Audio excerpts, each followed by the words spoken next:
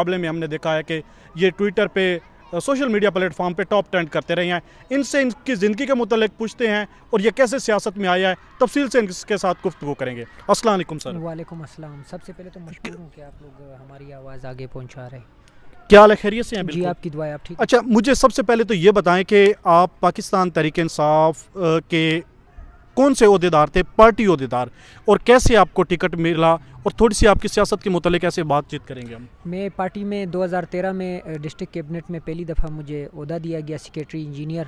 تو چلتے چلتے مجھے پھر ڈسٹرکٹ جنرل سیکریٹری بنایا گیا, ڈسٹرکٹ پریزیڈنٹ بنایا گیا. اس کے ساتھ ساتھ مجھے پارٹی کی محبت تھی, کیونکہ ہمارے پارٹی میں جو ورکر ہوتے ہیں ان کی عزت ہوتی ہے. شرط یہ ہے کہ آپ نے محنت اور آئیڈیالوجی کے ساتھ آگے بڑھنا ہے. تو مجھے پارٹی نے الحمدللہ سی کا جو ایک ممبرشپ کا عہدہ ہوتا ہے اس کا موقع بھی مجھے نصیب ہوا ہے اس تنظیم میں. اس دفعہ مجھے الحمدللہ پارٹی نے اعتماد کرتے ہوئے قومی اسمبلی کا ٹکٹ بھی جاری کیا. حالانکہ میرے مقابلے میں وہ بھی پارٹی کے لوگ ہیں, ان سے بھی ہمیں محبت ہے, انہوں نے میرے ساتھ محنت بھی کی. وہ میرے حساب سے بہت زیادہ پیسوں کے حساب سے بھی ہر لیول میں وہ بہت آگے تھے, لیکن پارٹی محنت کی وجہ سے اور جو ہماری آئیڈیالوجی ہے اس کے مطابق پارٹی نے میرٹ پہ فیصلہ کیا. ایک نوجوان اور پڑھے لکھے اور کمیٹڈ شخص کو یعنی مجھے ٹکٹ جاری کیا. اور میں نے الحمدللہ جو کمپین چلائی, مجھے پہلے دن سے تھریٹس تھے, مجھے سرکاری سطح پہ باقاعدہ لیٹر بھیجے گئے کہ آپ نہ نکلے, آپ کے اوپر خودکش حملے کا خطرہ ہے. لیکن میں نے اللہ کا نام لیا, توکل کے ساتھ میں نے کمپین کا آغاز کیا. میرے اوپر ایک حملہ بھی ہوا جس میں میرے 4 ساتھی شہید, 5 زخمی ہوئے, اور الیکشن کے دن بھی ہمارے ساتھ اتنا ظلم ہوا کہ ہمارے 2 ساتھی الیکشن کے دن بھی شہید ہوئے. تو سمجھ نہیں آ رہا ہے کہ اتنی خون کی قربانیاں اور اتنی جدوجہد اور ہمارے لیڈر کا جیل میں بیٹھنا وہ صرف ایک مقصد کے لیے تھا کہ اس ملک میں رول آف لا ہو, اس ملک میں امن و امان ہو, روزگار ہو, بھائی چارہ ہو. تو اس کے لیے ہر 5 سال کے بعد الیکشن ہوتا ہے کہ قوم نے کس کو مینڈیٹ دینا ہے اور کس کے ذریعے قوم نے آنے والے 5 سال کے آزاد خارجہ پالیسی کے فیصلے یا اس ملک کا کوئی بھی فیصلہ ہو کن کے ہاتھ کروانے ہیں. تو قوم نے ووٹ کے ذریعے ظلم کا بدلہ ووٹ سے انہوں نے اپنا ایک فیصلہ سنایا پورے پاکستان میں. لیکن افسوس کے ساتھ کہ جس طرح ہمارے حلقے میں, جس طرح پورے پاکستان میں پی ٹی آئی کے ساتھ ہوا, ایسا محسوس ہو رہا ہے کہ کوئی اسرائیل ہمارے ساتھ کر رہا ہو یا اور واشنگٹن سے. تو اس میں کوئی شک بھی نہیں ہے, کیونکہ ڈونلڈ لو کے کہنے پہ جس طرح ہمارے ملک کے ایک جمہوری نظام کو لپیٹا گیا, رات کے 12 بجے عدالت کھول کے ایک ایسے شخص کو اقتدار سے نکالا گیا جو خودداری کی بات کر رہا تھا, جو اس ملک میں امن و امان اور جو فرعون کو بتا رہا تھا کہ مائی بلیو از لا الہ الا اللہ, مائی بلیو ایاک نعبد و ایاک نستعین. تو ایسے شخص کو تو میرے خیال سے کفار گرانا چاہ رہے تھے, لیکن وہ ایک مثال ہے کہ گھر کو آگ لگی گھر کے چراغ سے. تو ہمیں اگر کوئی باہر سے ہٹ کرتا اتنی تکلیف نہ ہوتی. اپنے لوگوں نے جس طریقے سے ہمیں ہرایا ہے, میرے اپنے پارٹی نے آپ پہ کیسے بھروسہ کیا؟ کیا کوئی اور شخص ایسا تھا جو پارٹی کے وہاں آپ کے حلقے میں کہ وہ آپ سے زیادہ ایکٹیو تھا یا آپ سے زیادہ کمپیٹنٹ تھا یا آپ سے زیادہ وہ تھا جس پر اعتماد نہیں کیا لیکن آپ پر ہی اعتماد کیا ہے؟ سرمایہ اور خاندانی حساب سے مجھ سے بڑے بڑے لوگ پارٹی میں موجود ہیں, لیکن انہوں نے پی ٹی آئی کے ٹکٹ اپلائی کیا تھا. 6 لوگوں نے, ہم لوگوں نے اپلائی کیا تھا, لیکن ایکٹیویٹی کی وجہ سے میں نے بلوچستان میں وہ وائٹ شخص ہوں جس نے ضلع ہرنائی میں پہلا ورکر کنونشن کروایا بلوچستان میں, جس کے بعد 2 ورکر کنونشن اور بھی ہوئے. شیر افضل مروت صاحب کو میں نے دعوت دی تھی, لیکن افسوس کہ انہیں لاہور میں گرفتار کیا گیا, وہ ہمارے پاس نہیں آئے. تو جس دن کنونشن ہو رہا تھا اس دن ہمارے اوپر فائرنگ بھی کی گئی, میرے اوپر ایف آئی آر بھی اسی دن لانچ ہوئی. حالانکہ میں نے ڈی سی کو پروپر چینل کے تھرو جو ایک لیگلی پروسیس ہوتا ہے ایک اپلیکیشن بھی دی تھی, وہاں سے مجھے اجازت بھی ملی تھی. تو ساتھ میں فائرنگ بھی کی گئی اور ایف آئی آر بھی کاٹی گئی, اور تمام جو راستے تھے ہمارے ضلع ہرنائی کے وہ بند کیے گئے. لیکن اس کے باوجود ضلع ہرنائی صرف بلوچستان کے صرف ایک ضلع کے حوالے سے نہیں بتا رہا ہوں, پورے بلوچستان کے حوالے سے بتا رہا ہوں کہ ضلع ہرنائی نے ایک ایسا کنونشن کیا, ایک ایسا کراؤڈ اکٹھا کیا جو بلوچستان کی تاریخ میں کسی بھی ضلع میں نہیں ہوا ہے. صرف اور صرف ہمارا مسئلہ یہ ہے کہ پاور سٹرکچر جس طرح مرکز میں عمران خان کو نہیں دیکھنا چاہ رہی ہے نا, اسی طرح بلوچستان میں پڑھے لکھے نوجوانوں کو نہیں دیکھنا چاہ رہی ہے. پڑھے لکھے نوجوان رول آف لا کی بات کرتے ہیں, انصاف, انسانیت, خودداری اور ایاک نعبد و ایاک نستعین کی بات کرتے ہیں, جو ان کے فیور میں نہیں ہے. کیونکہ آئین اور دستور کے مطابق ان کا ڈومین جو ہے وہ سب کو پتہ ہے کہ انہوں نے کیا کرنا ہے کیا نہیں. لیکن افسوس ہم چاہتے ہیں کہ اس ملک کا نظام تبدیل ہو, اور یہ نہیں چاہتے. اچھا, مجھے یہ بتائیں, آپ کی جو تعلیم ہے, تعلیم حاصل کی وہ آپ نے بلوچستان سے حاصل کی یا پاکستان میں کہیں اور سے حاصل کی یا کہیں باہر سے پڑھ کے آئے ہیں؟ میں ایک مڈل کلاس کے طبقے سے تعلق رکھتا ہوں. اس طرح بھی نہیں ہے کہ میرے پاس کچھ نہیں ہے, الحمدللہ میں قبائلی خاندان سے تعلق رکھتا ہوں. ہمارے پاس جو اللہ پاک نے تاریخی حساب سے ہمیں دیا ہوا ہے وہ میرے پاس بہت کچھ ہے.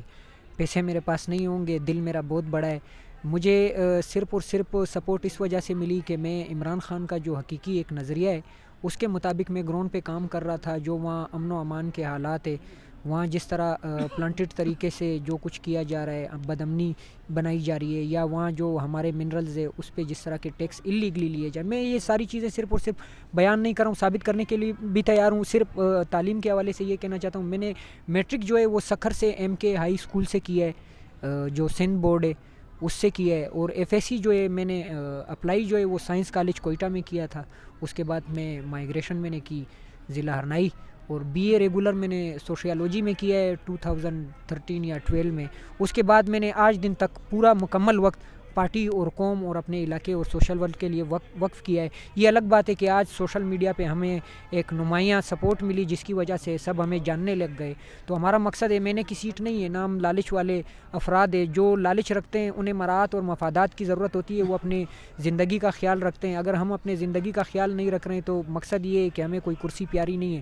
ہم اس ملک میں اس نظام کی تبدیلی چاہتے ہیں, وہ بھی اس لیے نہیں کہ ہم اس ملک کے دشمن ہیں, اس لیے کہ اس ملک میں جو مظلوم قومیں یا اس ملک میں جو مسائل ہے وہ ختم ہو سکے, اور محروم قوموں کا جو ازالہ ہے ان کی ازالہ کر کے انہیں ان کی زندگی کے مطابق جو انہیں ملنا چاہیے بنیادی رائٹس وہ مل جائیں. اچھا, ایک طرف جو پاکستان کے قبائلی علاقوں میں سب سے بڑے سردار کے پوتے تھے شاہ زین بگٹی, آپ کے مقابلے میں وہ تھے, تو کیا آپ کو پارٹی نے فنڈ دیا, اور کیسے کمپین کے جو اخراجات تھے یا جو معاملات تھے وہ کیسے کیے ہیں آپ نے؟ وہ جو میرے ساتھ وہاں تنظیم تھی, جتنے ہمارے ساتھی تھے, وہ انہوں نے آپس میں کلیکٹ کیا, جھنڈے ہو, پینافلیکس ہو یا کوئی اور ضرورت ہو.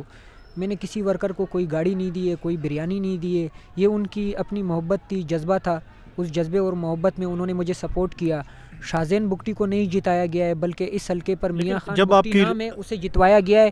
اس کے اوپر 35 مقدمات ہے.